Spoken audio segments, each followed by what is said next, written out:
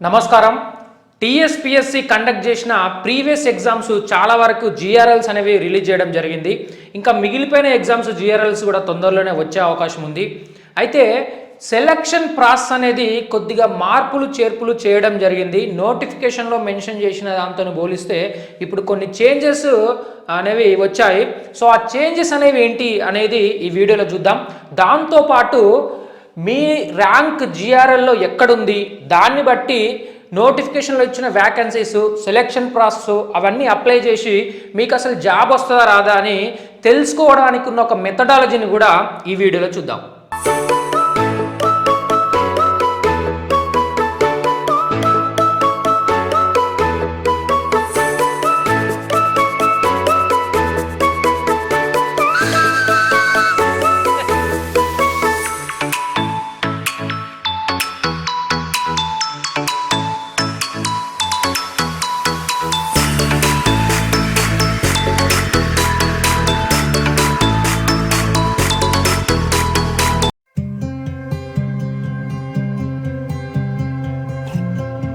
Notification ఇచ్చినప్పటికీ ప్రస్తుతానికి జరిగిన ప్రధానమైన చేంజ్ ఏంటంటే ఉమెన్ రిజర్వేషన్.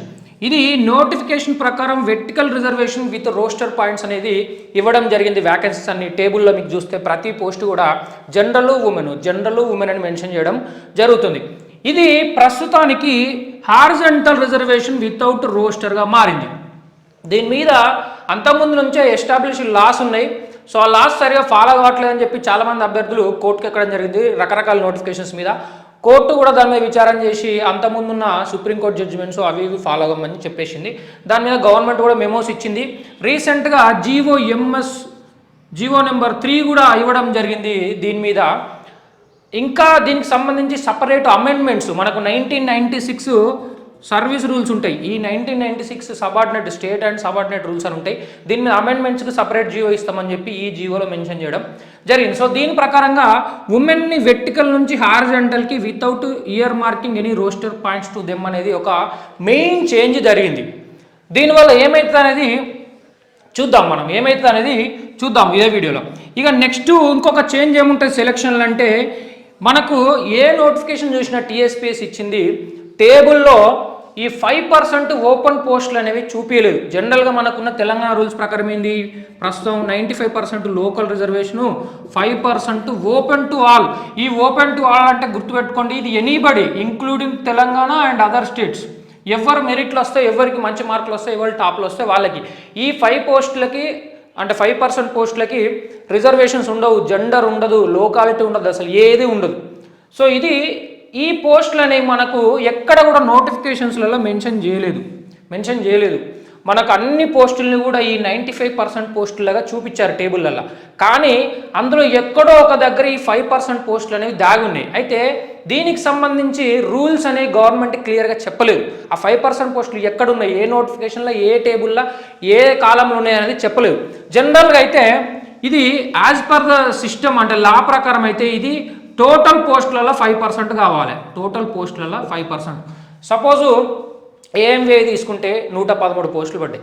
అప్పుడు 5% పోస్టులు అంటే ఏం చేయాలంటే టోటల్ 113లో ఫస్ట్ 5% పక్కకు పెట్టి మిగిలిన పోస్టులని 95% మిగిలిన పోస్టులని రిజర్వేషన్స్ ప్రకారంగా OC, BC, SC, ST, EWS ఇవన్నీ ఇట్లా డివైడ్ చేయాలి.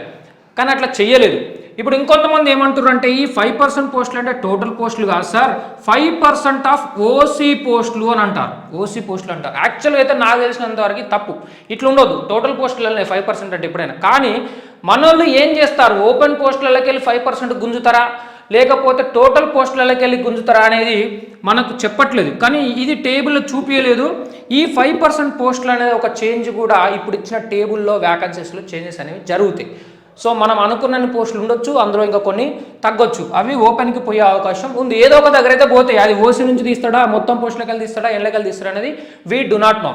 ఇవి మేజర్ చేంజెస్ జరుగుతాయి సెలెక్షన్ చేసేటప్పుడు. దీంతో పాటు మనకు కొన్ని క్లారిటీలు ఇవ్వలేదు. ఇంకా గవర్నమెంట్ ఏం క్లారిటీ ఇవ్వలేదు. ఉమెన్ రిజర్వేషన్ని వెర్టికల్ నుంచి హారిజంటల్కి వితౌట్ రోస్టర్గా మార్చింది కరెక్టే. కానీ తక్కువ పోస్టులు ఉంటే, ఒక్క పోస్టో 2 పోస్టులో ఉన్నప్పుడు అవి దేని కిందకి వస్తాయి, ఎన్ని ఉమెన్ ఇస్తారు, ఎన్ని జనరల్ ఇస్తారు, మొత్తం జనరల్ ఇస్తారా, మొత్తం ఉమెన్ ఇస్తారా, ఈ క్లారిటీ మనకి ఇయ్యలేదు. ఇది ఇయ్యాలి, ఇది ఒకటి క్లారిటీ లేదు. రెండోది డెసిమల్ పాయింట్స్లలో వచ్చినప్పుడు ఏం చేస్తారు ఉమెన్ది, ఇది కూడా క్లారిటీ గవర్నమెంట్ ఇవ్వలేదు. సపోజు 11 పోస్టులని అనుకుందాం, అప్పుడు బై 3 వేస్తే 33% కదా, బై 3 వేస్తే సమ్ 3.67 వస్తుంది. 3.67 వస్తే ఉమెన్కి 3 ఇస్తారా 4 ఇస్తారా? కొన్ని స్టేట్స్లలో కొన్ని సిస్టమ్స్ ప్రకారం ప్రతి 3 పోస్టులకి ఒకటి ఉమెన్ ఇవ్వాలని ఉన్నది, కానీ అది మన దగ్గర ఏమి ఎక్కడ మెథడాలజీ మెన్షన్ చేయలే. సో ఇటువంటి సందర్భాల్లో డెసిమల్స్ వస్తే ఏం చేస్తారు, 1-2 పోస్టులు పడితే ఏం చేస్తారు అనే క్లారిటీ ప్రస్తుతానికి గవర్నమెంట్ ఇవ్వలేదు. ఇవ్వాల్సింది యాక్చువల్లీ గవర్నమెంట్ జస్ట్ దీని మీద ఒక మెమోనో ఒక చిన్న జీవోనో ఇచ్చేసి చేతులు దులిపేసుకునే ప్రయత్నం చేసింది. ఇంకా సపరేట్ జీవో ఇస్తా అంటారు, మరి దాంట్లోనే ఈ క్లియర్ మెథడాలజీ మెన్షన్ చేస్తారా లేదా అనేది చూడాలి. ఇస్తే మంచిది, లేదంటే మళ్ళీ కాంప్లికేషన్ వచ్చి మళ్ళీ ఎవరో ఒకరు ఏదో ఒకటి నాకు అన్యాయం జరిగింది నీకు అన్యాయం జరిగింది అని ఇష్యూస్ వచ్చే అవకాశం ఉంటుంది. ఇంకొక క్లారిటీ ఏం లేదు, చెప్పిన కదా 5% ఓపెన్ పోస్టులను ఎక్కడున్నాయి, అవి టేబుల్లో ఎక్కడున్నాయి, ఓసీ పోస్టులలో మెర్జ్ అయి ఉన్నాయా, లేకపోతే టోటల్ పోస్టులకి వెళ్ళి అవి పీకేస్తాడా బయటికి తీస్తాడా, ఇది చెప్పలేదు. మీరు అనుకోవచ్చు ఇది ఎందుకు సార్ అంత ఇంపార్టెంట్ ఇది 1000 పోస్టులు పడ్డప్పుడు 50 పోస్టులు పోతున్నాయి అందులో. సో ఈ రకంగా ఏ కేటగిరీ నుంచి పోతాయి, ఓసీలోకి వెళ్ళిపోతాయా లేకపోతే క్యాస్ట్లకి వెళ్ళిపోతాయా, అన్ని కేటగిరీలకు వెళ్ళిపోతాయా, ఇది తెలుస్తలేదు. మరి తక్కువ పోస్టులు పడ్డప్పుడు ఎన్నికలు తీస్తాడు, ఒకవేళ టోటల్ పోస్టులకి వెళ్ళి అనుకుందాం టోటల్ పోస్టులకి వెళ్ళి ఒక 1000-1500 పడ్డప్పుడు ఏం కాదు, అన్ని కేటగిరీలకి వెళ్ళి అన్లోట్ పీకేయచ్చు. తక్కువ పోస్టులు పడితే ఏం సంగతి, ఇప్పుడు 20 పోస్టులు పడ్డాయి లేకపోతే 30 పోస్టులు పడ్డాయి, ఇప్పుడు ఇందులో 1.5 3015 సమ్ 2 అనుకుందాం, పోనీ 2 పోస్టులు ఎన్నికలు తీస్తాడు. ఇక్కడ తక్కువ పడ్డప్పుడు 2 పోస్టులు వస్తాయి 5% అంటే 2 ఎన్నికలు గుంజుతావు, ఓసీలకెళ్ళి గుంజుతావా, బీసీ ఒకటి ఓసీ ఒకటి గుంజుతావా, ఈడబ్ల్యూఎస్ ఒకటి ఓసీ ఒకటి గుంజుతావా, ఎస్సీ ఎస్టీ గుంజుతావా, అసలు ఏది దేంట్లోకెళ్ళి దాన్ని తీసుకుంటావు, ఇది చెప్పట్లేదు గవర్నమెంట్. ఇది కూడా క్లారిటీ ఇవ్వాలి. ఈ 2 క్లారిటీలతో పాటు ఇంకొక క్లారిటీ ఏంటంటే పిహెచ్ స్పోర్ట్స్ ఎక్స్ సర్వీస్మెన్ అనే పోస్టులు ఏవైతే ఉన్నాయో వీటి రిజర్వేషన్స్ యాక్చువల్గా హారిజంటల్ రిజర్వేషన్స్ ఉండాలి వీటికి కూడా, వితౌట్ రోస్టర్. జస్ట్ హారిజంటల్ అంటే కుదరదు, మీరు గుర్తుపట్టుకోవాలని నేను చాలాసార్లు ప్రీవియస్ వీడియోస్లో కూడా చెప్పిన. Horizontal means itself no roster. Okay, horizontal అంటేనే రోస్టర్ ఉండదు, అది basic fundamental thing, otherwise it is not horizontal at all. నువ్వు హారిజంటల్ అని పేరు పెట్టినా హారిజంటల్ కాదు, జస్ట్ నేమ్ చేంజ్ చేస్తే హారిజంటల్ అయిపోదు, you have to change the methodology. So దీనికి ప్రస్తుతానికి మనం చూస్తే నోటిఫికేషన్స్లలో వ్యాకెన్సీస్ మెన్షన్ చేసింది సపరేట్గా, పిహెచ్కి separate, sports separate, ex servicemen సపరేట్గా మెన్షన్ చేయడం జరిగింది.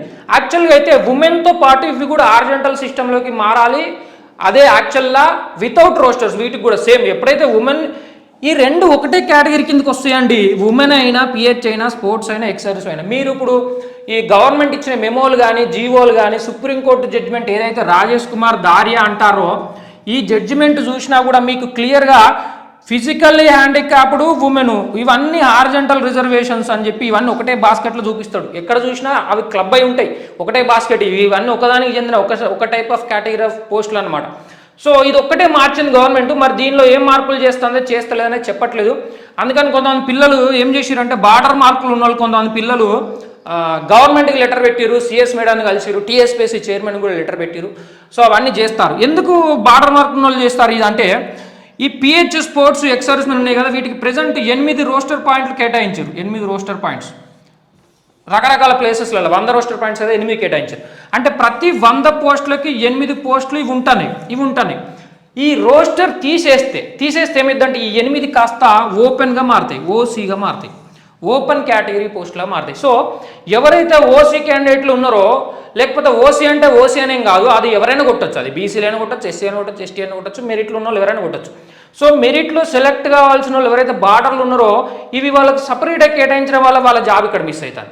ప్రతి 100 పోస్టులకి ఇది కనుక ఇప్పుడు హారిజంటల్ వితౌట్ రోస్టర్గా మారుస్తప్పుడు ఏమైందంటే ప్రతి 100 పోస్టులకి 8 పోస్టులు ఓపెన్గా మారితే అప్పుడు ఏమవుతుంది, మెరిట్లో ఉన్న వాళ్ళకి ఇంకో కొంతమందికి ఒకరిద్దరికో ముగ్గురుకో నలుగురికో 8 మందికి దాదాపు 8 మందికి ఇంకా అవకాశం వచ్చే ఛాన్స్ ఉంటుంది. ఇందులో ఇంకా కొన్ని వేరే కాంప్లికేషన్లు ఉన్నాయి, నేను సింప్లిఫైడ్గా చెప్తాను. సో ప్రతి 100కి 8 అట్లా పెరిగినప్పుడు ఈ ఓపెన్ పోస్టులు పెరిగినప్పుడు దీంట్లో ఎవరైనా కొట్టచ్చు. ఇక మెరిట్లో ఉన్న వాళ్ళు బీసీ అయినా కొట్టచ్చు, ఎస్సీ అయినా కొట్టచ్చు, ఎస్టీ అయినా కొట్టచ్చు, ఎవరైనా కొట్టచ్చు. ఈ కింద బార్డర్లో ఉన్న వాళ్ళు ఓపెన్లోకి వెళ్ళిపోతే అప్పుడు బీసీ కింద ఉన్న వాళ్ళు ఉంటారు కదా, వాళ్ళు అప్పుడు బీసీలకు సెలెక్ట్ కానికి ఛాన్స్ ఉంటుంది. ఇంకా కింద ఎస్సీలు ఉంటారు కదా, వాళ్ళు ఎస్సీ కేటగిరీ కింద సెలెక్ట్ కానికి ఛాన్స్ ఉంటుంది. ఇట్లా లిస్ట్ అనేది కొంచెం ముందుకు ఫార్వర్డ్ అవుతుంది అన్నమాట. ఆ రకంగా మాకు బార్డర్ మార్కులు ఉన్నాయి, ఇది తీసేస్తే మాకు కూడా వచ్చే అవకాశం ఉందని కొంతమంది పిల్లలు వెళ్ళి సబ్మిట్ చేసారు. ఇవన్నీ హారిజాంటల్ పోస్టులు వితౌట్ రిస్ట్రిక్షన్. నేను 2 సంవత్సరాల నుంచి చెప్తాను, కొత్త చెప్పే పాయింట్ ఏం కాదు.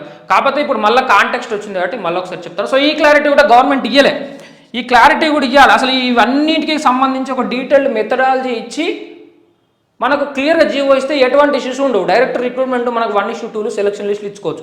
లేదంటే ఎవరెవరు జాబ్ మిస్ అయిన వాళ్ళు ఏదో ఒక అబ్జెక్షన్ చెప్పే అవకాశం ఉంటుంది కాబట్టి ఇంకా ఇష్యూస్ వచ్చే అవకాశం ఉంటుంది.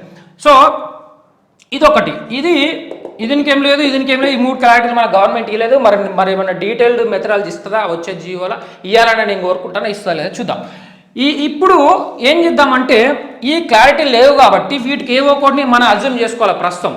ఇక ఇప్పుడు ప్రస్తుతానికైతే గవర్నమెంట్ ఏం చెప్పినప్పుడు మనం ఏదో ఒకటి అర్థం చేసుకొని మనం జిఆర్ఎల్లో ర్యాంక్ చూసి ఎట్లా మనం జాబ్ వస్తారా అలా చూసుకోవచ్చు అనేది ఒక మెథడాలజీ ఇప్పుడు నేను చెప్తాను ప్రాసెస్. చాలామంది డౌట్స్ పంపుతారు, నాకు ఎన్ని మార్కులు వచ్చినాయి జాబ్ వస్తా.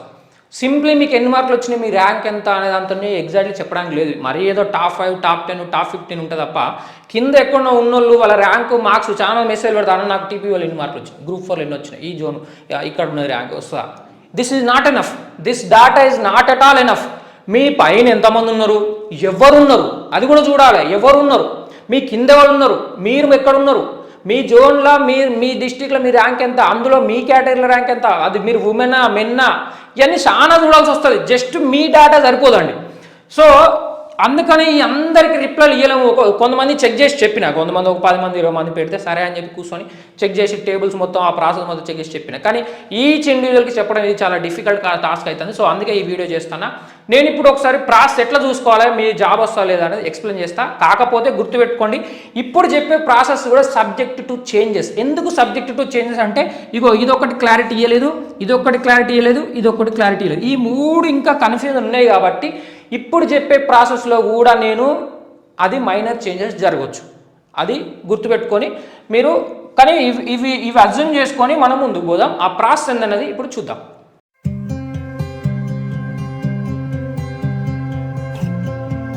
జిఆర్ఎల్లో మీకు వచ్చిన ర్యాంకును చూసి మీకు జాబ్ వచ్చే ఛాన్స్ ఉందా లేదా అనేది ఎట్లా చూసుకోవాలి, మెథడాలజీ ఏంది, ప్రాసెస్ అనేది ఏంది, విత్ లేటెస్ట్ చేంజెస్ అంటే ఉమెన్ రిజర్వేషన్ ఏదైతే మార్పులు జరిగినాయో దాన్ని ఇంక్లూడ్ చేసుకొని ఎట్లా చూసుకోవాలనేది ఒకసారి చూద్దాం.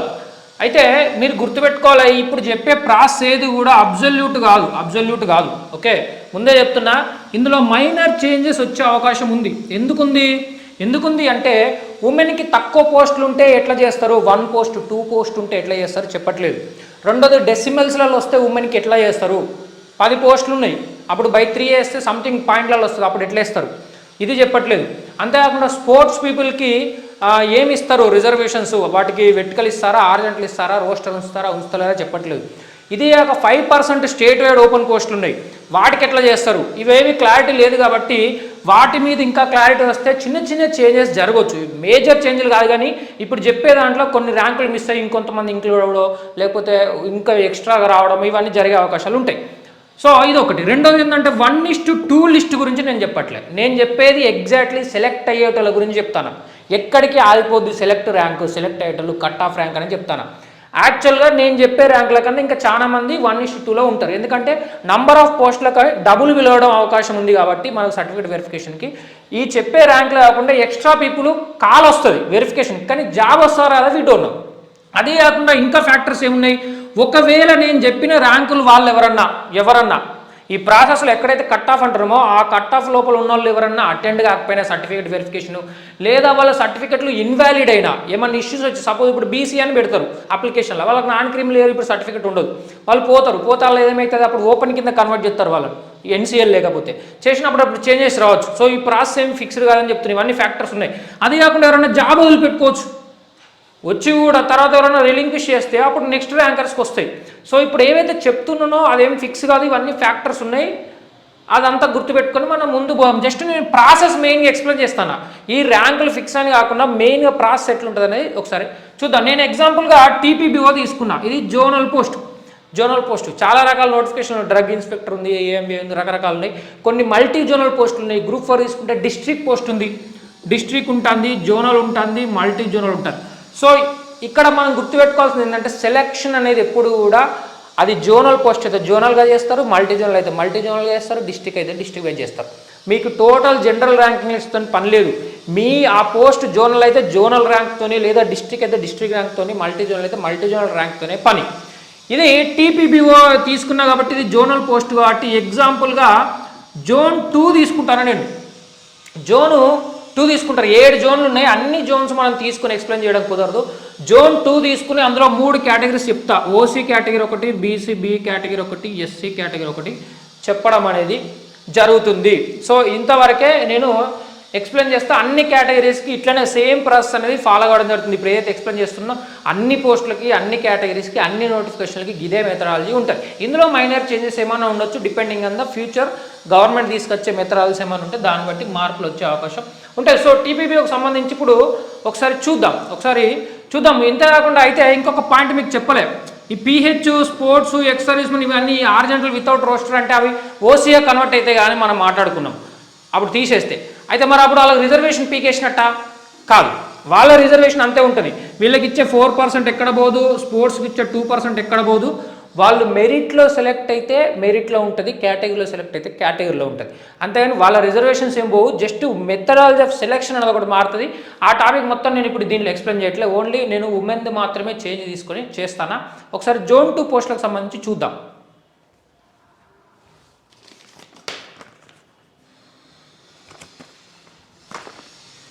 సో జోన్ 2 తీసుకుంటే మనకు సమ్ 32 పోస్టులు ఏమో పడ్డట్టున్నాయి టోటల్ పోస్టులు. నేను ఓన్లీ 3 కేటగిరీలో మాట్లాడుతాను కాబట్టి చూద్దాం.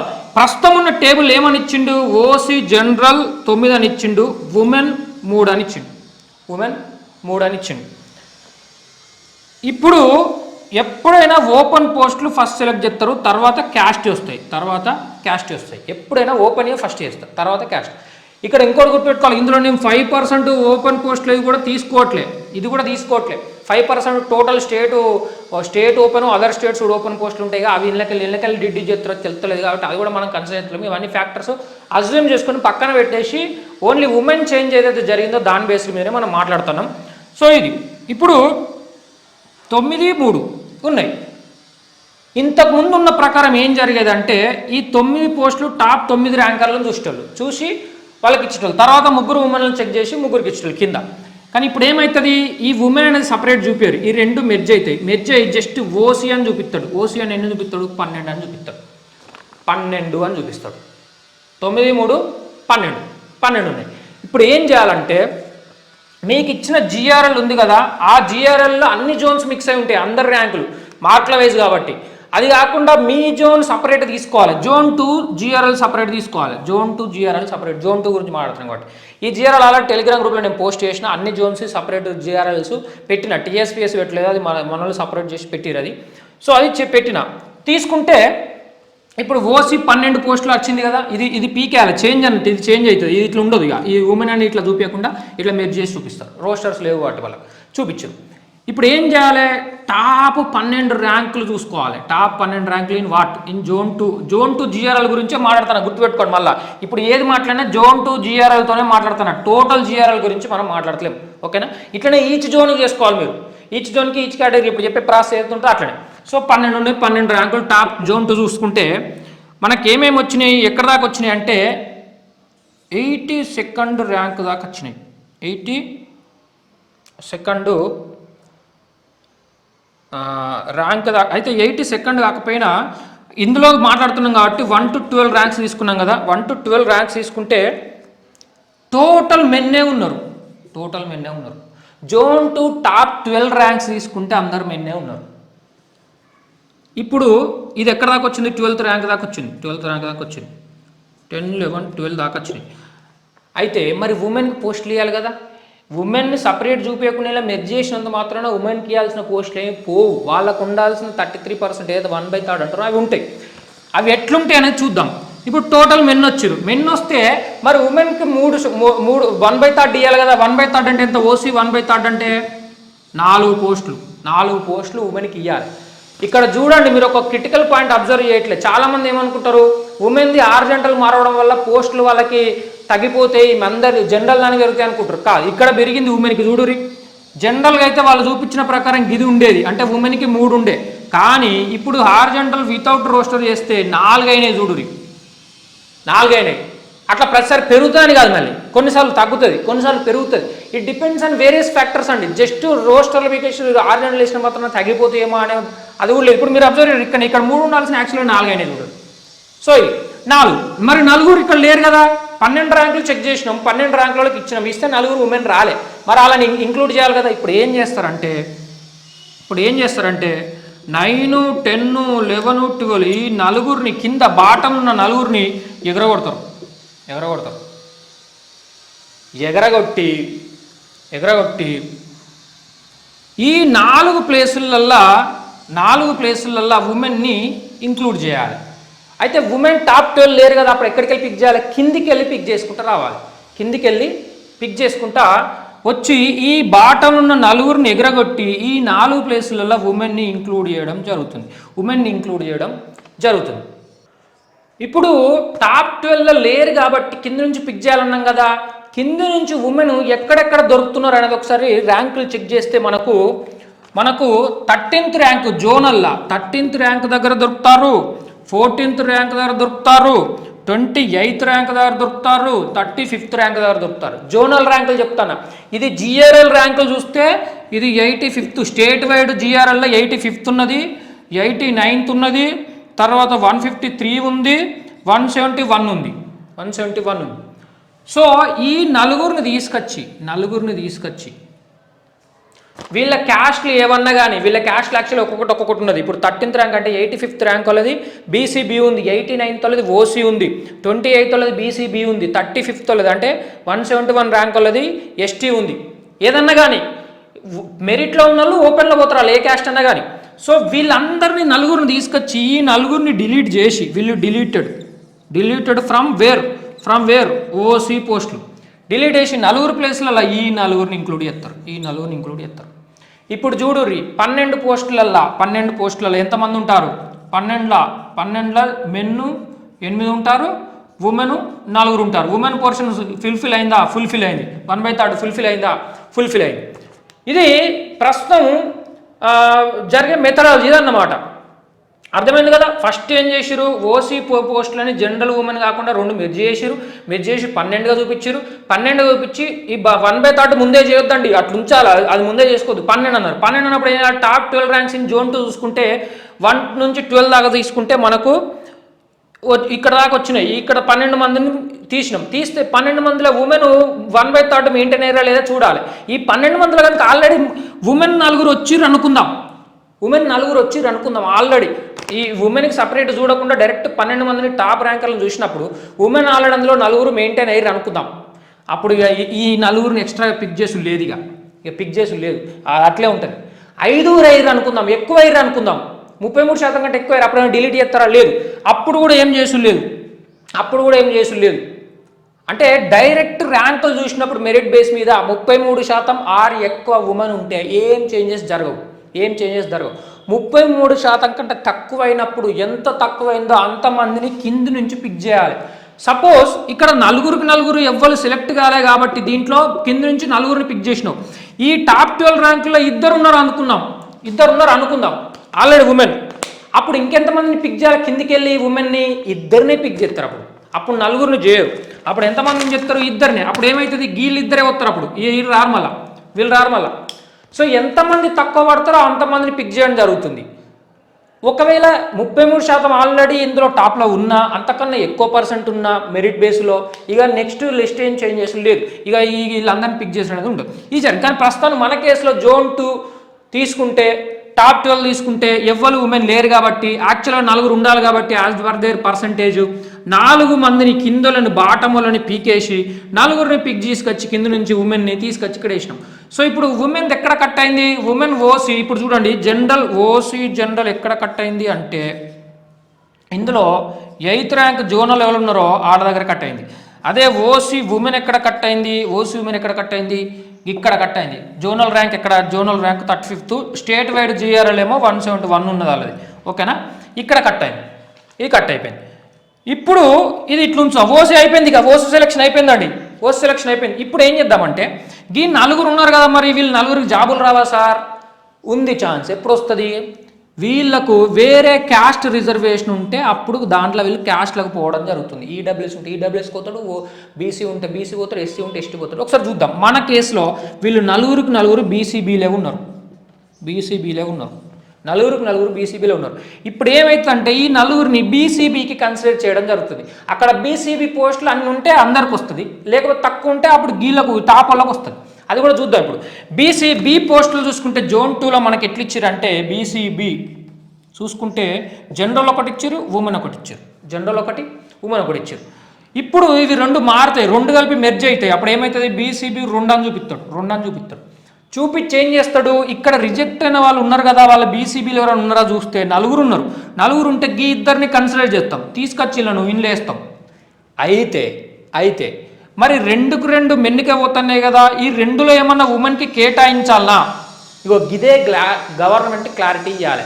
2 పోస్టులు ఉంటే ఉమెన్కి ఏమన్నా కేటాయిస్తారా లేదా, లేకపోతే జనరల్ అయిపోతాయా, అది క్లారిటీ ఇవ్వాలి. ఒకటి ఉంటే ఏమవుతుంది, 2 ఉంటే ఏమవుతుంది, పాయింట్స్లలో ఉంటే ఏమవుతుంది, ఇది క్లారిటీ ఇవ్వాలి. ఇక్కడ నేను ప్రస్తుతానికి అజ్యూమ్ చేసుకుంటాను, రెండిట్లో ఒకటి ఉమెన్కి ఇద్దామని నేను అజ్యూమ్ చేసుకుంటాను. అయితే ఇద్దరిని తీసుకొచ్చి వేసినప్పుడు ఇద్దరిలో ఉమెన్ ఎవరైనా ఉన్నారా చెక్ చేయండి. లేరు. యాక్చువల్గా వీళ్ళు నలుగురు మెన్నే ఉన్నారు, ఇందులో టాప్ ఇద్దరు కూడా మెన్నే ఉన్నారు. ఇద్దరు తీసుకొచ్చి లేస్తే ఒక ఉమెన్ని కన్సిడర్ చేద్దాం అంటున్నాం. నేను అంటానా గవర్నమెంట్ అట్లా ఇస్తలేదు, గవర్నమెంట్ క్లారిటీ వాళ్ళు ఇస్తలేదు. అదే ఇక్కడ మళ్ళీ రేపు ఫ్యూచర్లో మళ్ళీ అబ్జెక్షన్స్ వస్తాయి దీనికి.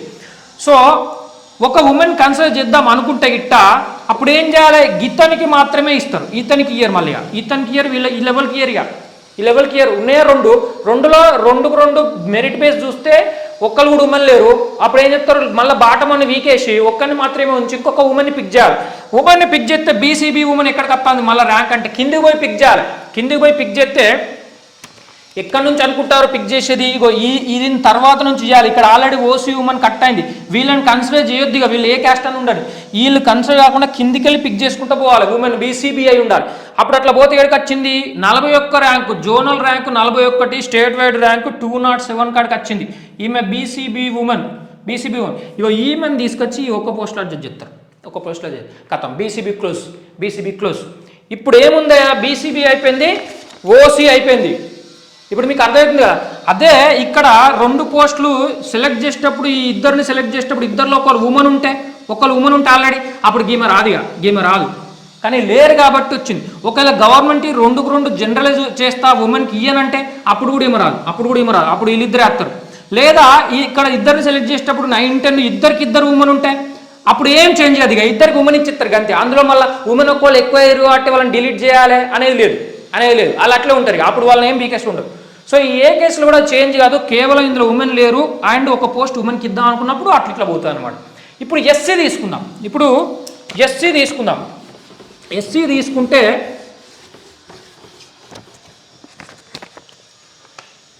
ఎస్సీకి జనరల్ 3, ఉమెన్ 3 చూపించింది. ఇప్పుడు ఏమవుతుంది, మెర్జ్ అయితే ఎస్సీ అని చూపిస్తాడు, ఆర్ అని చూపిస్తాడు. చూపించి ఎస్సీ తీసుకుంటే మనకు ర్యాంక్స్ ఈ ఓసీ ఎక్కడైతే ఈ ఓసీలు ఎవ్వి కన్సిడర్ చేయొద్దు, ఇందులో సెలెక్ట్ అయి ఉండొద్దు. వీళ్ళు ఆల్రెడీ ఇలా వీరు కాబట్టి వీళ్ళని పట్టించుకోం మనం. ఇక మళ్ళీ కిందికి పోతాం, లిస్ట్ ఇంకా కిందికి పోతే మనకు ఎస్సీ 6 చూడాలి కదా. ఇక 6 ఎవరెవరు వచ్చి చూడుర్రి, 300 ర్యాంక్ అయినా, 443 ర్యాంక్ అయినా, 480 ర్యాంక్ అయినా, 587 ర్యాంక్ అయినా, 773 ర్యాంక్, 753 ర్యాంక్ అయినా, 902 ర్యాంక్ అయినా వచ్చింది. 902 ర్యాంక్ అయినా వచ్చింది. ఇది స్టేట్ ర్యాంక్స్ చెప్తాను, స్టేట్ ర్యాంక్స్ చెప్తాను, ఓకేనా. స్టేట్ ర్యాంక్స్ చెప్తాను. 6 1, 2, 3, 4, 5, 6 చూసాం. ఇప్పుడు ఇందులో 6లో ఉమెన్ మరి ఎంతమంది ఉండాలి, 6/3 అంటే ఎంత, ఇద్దరు ఉండాలి. ఇద్దరు ఉన్నారా చెక్ చేయి. చెక్ చేస్తే వీళ్ళ జెండర్లు ఇతను మెన్నే ఉన్నాడు, ఈమె ఫీమేల్ ఉంది, ఈమె మెన్నే, ఒక్క మాత్రమే ఫీమేల్ ఉంది, మిగతా అందరూ మెన్ ఉన్నారు. మరి ఇంకొక ఉమెన్ని తీసుకురావాలి కదా. అప్పుడు ఏం చేస్తారు, లాస్ట్ ర్యాంక్ అన్నీ ఎగరగొడతారు, డిలీట్. అప్పుడు ఏం చేయాలి, ఈ ప్లేస్లో ఎస్సీ ఉమెన్ ఇంకొక ఆమెను పిక్ చేయాలి. అట్లా కిందికి పోయి ఇక్కడ నుంచి ఇంకా కిందికి చూస్తే ఎస్సీ ఉమెన్ ఎవరున్నారో చెక్ చేయాలి. అప్పుడు ఓన్లీ ఎస్సీ చెక్ చేస్తే సరిపోదు, ఉమెన్ ఎవరున్నారని చెక్ చేస్తే ఎక్కడున్నది ఎస్సీ ఉమెన్ అనే టైం అంటే 2294 స్టేట్ ర్యాంక్ చెప్తాను ఇక్కడ ఉన్నది. ఇగో ఈమెను తీసుకొచ్చి ఇలా పడేస్తారు, ఈ 902 ర్యాంక్ ఎస్సీ అతన్ని ఇక్కడ కొడతారు. ఇతను ఏడికి పోతాడు మరి, ఇక ఇతనికి జాబ్ రాదు. ఇక అతనికి ఇంకా వేరే ఏమన్నా పిహెచ్ఓ స్పోర్ట్స్ అవి ఏమైనా ఉంటే మనకు తెలియదు, ఎక్స్ సర్వీస్ ఉంటే మనకు తెలియదు, ఉట్టి అయితే రాదు, ఎగిరిపోయింది. ఈయన ఎగిరిపోయింది. ఇక్కడ కూడా బీసీలలో కూడా ఇక్కడ బీసీబీ ఎగ్జాంపుల్ చెప్పిన అక్కడ కూడా 9th 10th 11th 12th ర్యాంకులు ఓసీ లెక్కలు ఎగిరిపోయారు కదా. ఇందులో 9 10కి మాత్రమే ఛాన్స్ ఉంది కదా, 11 12 ఏడిపోతారు, ఎగిరిపోతారు ఇంకేం లేదు వాళ్ళకి. ఇది ప్రస్తుతం ఉన్న మార్పులతో ఉన్న సిస్టమ్, ఇప్పుడు ప్రాసెస్ జరిగే సిస్టమ్. అయితే మీరు ఒకటి మంచిగా అబ్జర్వ్ చేసిరా, ఓసీ ఏమో 9 జనరల్ 3 ఉమెన్ అని చూపిస్తే ఇప్పుడు ఉమెన్ 4 అయినాయి. అదే ఎస్సీలనేమో 3 అని చూపిస్తే ఎస్సీలనేమో మనకి ఎట్లా చూపించిండు, 3 అని చూపించిండు, 3 జనరల్ 3. కానీ ఇక్కడ 2 ఉమెన్ అయినాయి. అంటే ఇక్కడ ఉమెన్కి తగ్గింది, ఇక్కడ ఓసీలనేమో పెరిగింది. సో హారిజాంటల్ వితౌట్ రోస్టర్లో ఖచ్చితంగా ఉమెన్ తగ్గుతాయని తెలియదు, పెరుగుతాయని తెలియదు. ప్లస్ సెలెక్ట్ చేసేటప్పుడు ఉమెన్ ఏ పొజిషన్ ఉన్న ర్యాంక్లా, ఇదన్నీ బేస్డ్ మీద ఎవరు సెలెక్ట్ అవుతారు, ఎక్కువ మంది ఎవరు తక్కువ అవుతారు అనేది ఉంటుంది. అంతేగాని మనకి ఇదే ఒకటని చెప్పనీకి లేదు. అండ్ దీంతో పాటు ఇవన్నీ ఫ్యాక్టర్స్ ఉన్నాయి. మళ్ళీ ఇది ప్రస్తుతం మెథడాలజీ అండి, నేను ఎక్స్ప్లెయిన్ చేసిన ఎట్లా ప్రొసీజర్ పోతుంది అనేది ఇప్పుడు ఎక్స్ప్లెయిన్ చేసిన. ఇట్లనే అన్ని నోటిఫికేషన్లకి అన్ని పోస్టులకి జరుగుతుంది. అఫ్ కోర్స్ వీటిని నేను పక్కకు పెట్టి చెప్పిన వీటిని కూడా కన్సిడర్ చేస్తే మేబీ సమ్ మైనర్ చేంజెస్ అనేవి జరగవచ్చు. సో అర్థమైందని అనుకుంటున్నా. ఇది నేను టీపీపీ జోనల్ పోస్ట్ కాబట్టి జోనల్ పోస్ట్కి ఎక్స్ప్లెయిన్ చేసిన. డిస్ట్రిక్ట్ పోస్ట్ అయితే ఓన్లీ డిస్ట్రిక్ట్ తీసుకొని చూడాలి, మల్టీ జోన్ అయితే మల్టీ జోన్ తీసుకొని చూడాలి, ఎట్లయితే అట్లా చూడాలి. స్టేట్ క్యాడర్ అయితే డైరెక్ట్ స్టేట్ లిస్టులే చూడాలి. ఇక అప్పుడు ఎవరు వాళ్ళు సపరేట్ చేసే అవసరం లేదు, డైరెక్ట్ స్టేట్ జిఆర్ఎల్ ఇచ్చినగా అందులోనే చెక్ చేసుకుంటే అయిపోతుంది. So this is how changes have been made because of women reservation changes. అది వెర్టికల్ నుంచి హారిజాంటల్ రోస్టర్ లేకుండా అయింది కాబట్టి దాంతో వచ్చిన చేంజెస్ వల్ల ఎట్లాంటి చేంజ్ జరుగుతుందని చెప్పిన. ఇది జోన్ 2కి చెప్పిన, అన్ని జోన్స్కి మీరు అట్లా చేసుకోండి, అన్ని పోస్టులకు మీరు అట్లా చేసుకోండి. మెథడాలజీ ఇదే. ఇంకేమన్నా మైనర్ చేంజెస్ ఏమన్నా ఉంటే ఉండొచ్చు, అవి ఫ్యూచర్లో గవర్నమెంట్ చెప్పేదాన్ని బట్టి అవుతుంది. అది వాళ్ళు క్లారిటీ ఇస్తారా ఇయ్యరా, ఇవ్వకపోతే మళ్ళీ అంతే ఎవరైనా సెలెక్ట్ అయిన వాళ్ళు మళ్ళీ. ఇప్పుడు సపోజ్ ఇక్కడ బీసీబీ ఇక్కడ 2 జనరల్కి ఇచ్చిన ఉమెన్ బై లొల్లి పెట్టే అవకాశం ఉంటుంది, తెలియదు. ఇవన్నీ అబ్జెక్షన్స్, పిహెచ్ ఇవన్నీ ఇష్యూస్ వస్తాయి, ఇవన్నీ వస్తాయి. సో గవర్నమెంట్ ఒక clear cut GO with all the methodologies, all the rules clear ఇస్తే one stop solution, full stop పెట్టేయచ్చు. ఇది ఇంకా నాన్చుకుంటా దీన్ని ఇంకెవరన్నా ఓపెన్ టు ఇష్యూస్, మళ్ళీ ఓపెన్ డోర్, మళ్ళీ ఎవరో ఇష్యూ పెట్టనీకి ఉండేటట్టుగా ఉన్నది. కాబట్టి ఆ క్లారిటీగా గవర్నమెంట్ తొందరలో వేయాలని కోరుకుంటున్నా.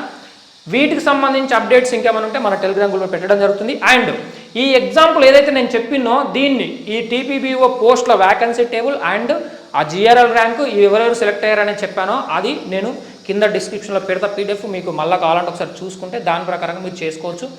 ఇంకేమైనా అప్డేట్స్ ఉంటే మళ్ళీ వీడియోతో కలుద్దాం.